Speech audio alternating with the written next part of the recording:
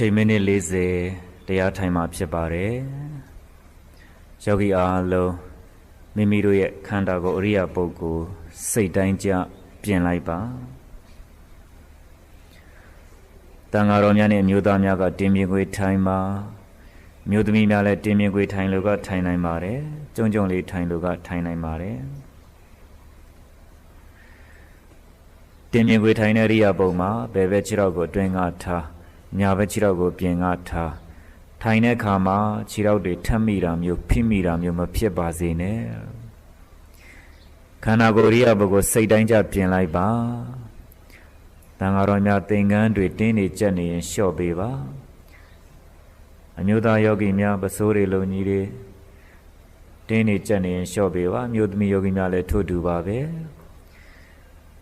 အချိန်မိနစ်40တရားထိုင်မဲ့အတော်တွင်မှာမိမိတို့ရဲ့ခန္ဓာကိုယ်တည်ငြိမ်မှုရအောင်အရိယာပုရိရိမ့်ရိုင်ခြင်းမဖြစ်အောင်စိတ်တိုင်းကြပြင်လိုက်ပါဘယ်ဘက်လက်ပေါ်ညာဘက်လက်ကလေးတင်ပါလက်ဆင်ပြင်ရင်လက်မထိတ်ကလေးထိထားလိုက်ပါလက်မထိတ်ထိလို့အဆင်မပြေရင်လက်ကလေးနှစ်ခုရှက်ထားလိုက်ပါလက်မထိတ်ထိခြင်းမထိခြင်းကအဓိကမဟုတ်ပါဘူးအရိယာပုငြိမ်သက်ဖို့ကအရိကပါခါကလေးကိုပုံမှန်ထားပါတရားထိုင်ပါပြီဆိုမှခါကြီးဆွဲဆန့်တာမျိုးမလုပ်ပါနဲ့ခါအနေထားကပုံမှန်ရှိနေပါစေကောင်းရှင်းမငုတ်စေနဲ့မိမိရဲ့ခန္ဓာကိုအချိုးစားအနေထားလက်အတူရှိမိမိအသေးဆုံးပါကောင်းရှင်းငုတ်ရင်ငိုက်တတ်ပါတယ်ကောင်းနောက်မလန်စေနဲ့ကောင်းနောက်လန်ရင်လည်းလဲကြတတ်ပါတယ်မျက်စိကိုဇင်းကများမိတ်ပါတရားထိုင်ပြီးဆိုမှမျက်စိကိုနင်းကန်မိတ်မထားပါနဲ့တဘာဝကြကြငကိုလေးသူ့ပုံမှန်အတိုင်းမိတ်ပေးထားပါခန္ဓာကိုယ်ရိယာပုဂ္ဂိုလ်စိတ်တိုင်းမကြသေးရင်ပြန်ပြင်ပါတရားထိုင်မဲ့အချိန်တော်တွင်မှာငါရဲ့ခန္ဓာကိုယ်အရိယာပုငြိမ်မီလားမလုံးမရှက်မကုတ်မဖက်မရမဆောင်မဲနဲ့တည်ငြိမ်မှုရအောင်စိတ်တိုင်းမကြသေးရင်အရိယာပုဂ္ဂိုလ်ပြန်ပြင်လိုက်ပါမိမိရဲ့ခန္ဓာကိုယ်အရိယာပုဂ္ဂိုလ်စိတ်တိုင်းကြပြီဆိုရင်ငြိမ်လိုက်ပါတော့လှုပ်ဖို့မစင်စားနဲ့တော့အရိယာပုဂ္ဂိုလ်စိတ်တိုင်းကြပြီလားကိုပြန်သုံးသပ်ကြည့်ဒီချိန်ထိုင်မဲ့တော်တွင်မှာလှုပ်ရှားမှုမရှိပဲရိမ့်ရိုင်မှုမရှိပဲမိမိခန္ဓာကိုမိမိပုံစံအနေထားအချိုးကြပုံကိုစိတ်တိုင်းကြပြီဆိုရင်နာသီဝကိုတတိကပ်ပါဝင်လေထွက်လေမြင်အောင်ကြည့်ပါအာယုံတစ်ပါးစိတ်မသွားစေနဲ့ဝင်လေထွက်လေပေါ်မှာပဲအာယုံကြနေပါစေနာသီဝကိုတတိကပ်ဆိုတာစာလို့ပြောတော့တမာတတိမက်ကင်ဝင်လေထွက်လေမြင်အောင်ကြည့်ဆိုတာစာလို့ပြောတော့တမာဝါယမမက်ကင်အာယုံတစ်ပါးစိတ်မသွားစေနဲ့ဝင်လေထွက်လေပေါ်မှာပဲအာယုံကြနေပါစေဆိုတာစာလို့ပြောတော့တမာတမာတိမက်ကင်နာသီဝလေးလေးတို့ထီဝင်သွားတယ်နာသီဝလေးလေးတို့ထီထွက်သွားတယ်နာသီဝလေးလေးတို့ထီဝင်သွားတယ်နာသီဝလေးလေးတို့ထီထွက်သွားတယ်သေချာကြည့်ပါမြင်အောင်ကြည့်ပါဂယုစိုက်ကြည့်ပါစူးစိုက်ကြည့်ပါဝင်လေထွက်လေကိုပြင်းပြင်းကြီးလည်းမရှူပါဘူးတဲ့ဝင်လေထွက်လေကိုပြင်းပြင်းကြီးရှူထုတ်တော့မောလာတတ်တယ်ဝင်လေထွက်လေကိုဖြည်းဖြည်းလေးလည်းမရှူပါဘူးတဲ့ဝင်လေထွက်လေကိုဖြည်းဖြည်းလေးရှူရင်တိမ်မွေလွန်းလို့မသိတာဘူးတဲ့သူ့တဘာဝကြကြငကိုရှိပြီးသားဝင်လေထွက်လေလေးကိုတဘာဝအတိုင်းပါပဲတဲ့ပုံမှန်ရှူပါပုံမှန်ထုတ်ပါနာသီဝလေးလေးထိကဝင်ရင်ဝင်သွားတဲ့သဘောနာသီဝလေးလေးထိကထွက်ရင်ထွက်သွားတဲ့သဘောရှိပြီးသားဖြစ်ပြီးသားအဲ့ဒီအရှိတရားအဖြစ်တရားကိုတတိလေးနဲ့ကပ်ပြီးကြည့်ပေးနေုံပဲဝင်လေဘက်မှာလဲထွက်လေဘက်မှာလဲရှာပြီးတော့ရှုစရာလည်းမလိုဘူးတဲ့လိုက်ပြီးတော့ရှုစရာလည်းမလိုဘူးတဲ့တတိလေးနဲ့တိတိပေးနေုံပဲတဲ့တေချာကြည့်လိုက်ပါနာသီဝမှာလေးလေးကထိခတ်ပြီးတော့ဝင်သွားတဲ့သဘောလေး သဘောလေးလို့ပြောတာနော်နာသီဝမှာလေးလေးကထိခတ်ပြီးထွက်သွားတဲ့သဘောလေးအော်ဝင်လေးပါလားအော်ထွက်လေးပါလားတို့ရဲ့နာသီဝမှာထိခတ်ပြီးတော့ဝင်သွားတယ်တို့ရဲ့နာသီဝမှာထိခတ်ပြီးတော့ထွက်သွားတယ်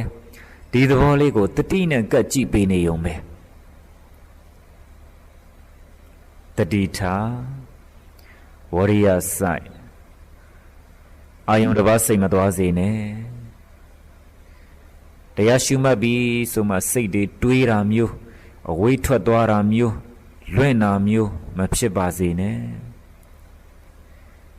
ဒီခန္ဓာကြီးကိုကမ္မထာအယုံပေါ်တင်လိုက်ပြီးဆိုရင်လာပြီးခဲ့တဲ့အတိတ်တွေပြန်ပြီးတော့အောင်းမေးလို့အောင်းမေးမရောက်သေးတဲ့အနာဂတ်ကိုမှန်းမျောလို့မျောနဲ့စိတ်များတိတ်ကြောက်เสียကောင်းပါတယ်ခန္ဓာကိုယ်ရိယဘုတ်တေးသေးချာကြာနာနာထိုင်ပါပြီဆိုမှကဲရှိဥစွာသမထကိုထူထောင်တော့မယ်ဝင်လေထွက်လေကိုရှုမှတ်တော့မယ်ဆိုမှဒီစိတ်ကဟိုပြေးလိုက်ဟိုလွင်းလိုက်နဲ့သွားခြင်းနဲ့ပြေးခြင်းနဲ့အဲ့ဒီစိတ်ကို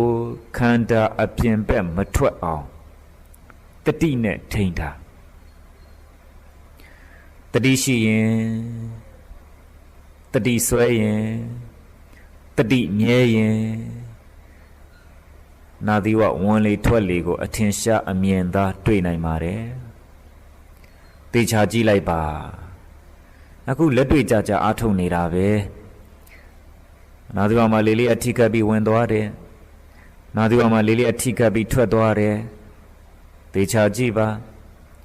မြင်အောင်ကြည့်ပါဂယုစိုက်ကြည့်ပါစူးစိုက်ကြည့်ပါစူးစိုက်ကြည့်တာသမထတဲ့အဲ့ဒီနာသီဝဝင်လေထွက်လေလေးကိုတတိနဲ့စူးစိုက်ပြီးကြည့်ပြီးသိပေးနေတဲ့အချိန်မှာသမ္မာတတိသမ္မာဝါယမသမ္မာသမာဓိဆိုတဲ့တမာရိမကင်၃ပါးဝမ်းထဲမှာကိန်းနေပါပြီတန်ဖိုးကြည့်လိုက်တာတို့များလောကလယ်မှာယုံကံရှာဖွေသွားလာနေတော့ကဝင်လေရှိမှမသိထွက်လေရှိမှမသိဝင်လေဖြစ်မှမသိထွက်လေဖြစ်မှမသိတမာဓိဆိုတာငါတို့နဲ့အဝေးကြီးပါလားတမာဓိဆိုတာဘာပြောလို့ပြောမှမသိပဲနဲ့ဝင်လေထွက်လေကိုဘလို့ရှုရမှမသိပဲနဲ့လောကထဲမှာအကျိုးမဲ့အခြေအနေအသက်ရှင်ခဲ့တာပါလားတို့ကမသေးသေးလို့အသက်ရှင်နေတယ်လို့ထင်တာအယူမှားပုံပြောပါတယ်တကယ်တော့ယောဂီတို့မသေးသေးလို့အသက်ရှင်တာမဟုတ်ဘူးဝင်လေထွက်လေတစုံရှိလို့အသက်ရှင်နေတာအဲ့ဒီဝင်လေထွက်လေကိုလည်းရှိတာကိုပုဂ္ဂိုလ်တိုင်းတတ္တဝါတိုင်းမသိကြဘူးတဲ့ဘယ်သိမလဲတမာတိဖြစ်အောင်မှမလုပ်ကြတာအဲ့ဒီတမာတိရအောင်မလုပ်တဲ့ကကြတော့ဝင်လေဝင်မှမသိထွက်လေထွက်မှမသိအဲ့ဒီမသိတာအဝိဇ္ဇာပဲစာလို့ပြောတော့မောဟဘဝအမှောင်ကြခြင်းလို့အဓိပ္ပာယ်ရတယ်ဝင်လေထွက်လေလည်းရှိမှမသိဘူးဝင်လေထွက်လေလည်းဖြစ်မှမသိဘူးမသိနဲ့လောကထဲမှာအသက်ရှင်နေကြတာ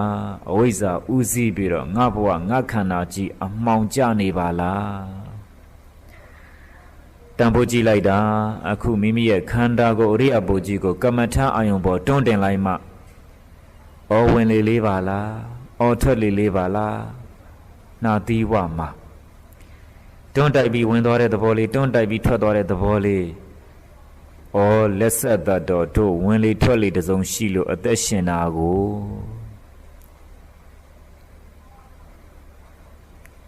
တန်ဖိုးကိုကောင်းကောင်းအသုံးချတတ်လာပါတယ်ယောဂီတို့အမြင်ပဲပေးသွားတဲ့မတာကိုနှာခေါင်းနဲ့နားလေးနဲ့ကပ်ကြည့်လိုက်ဝင်လေလည်းမရှိတော့ဘူးထွက်လေလည်း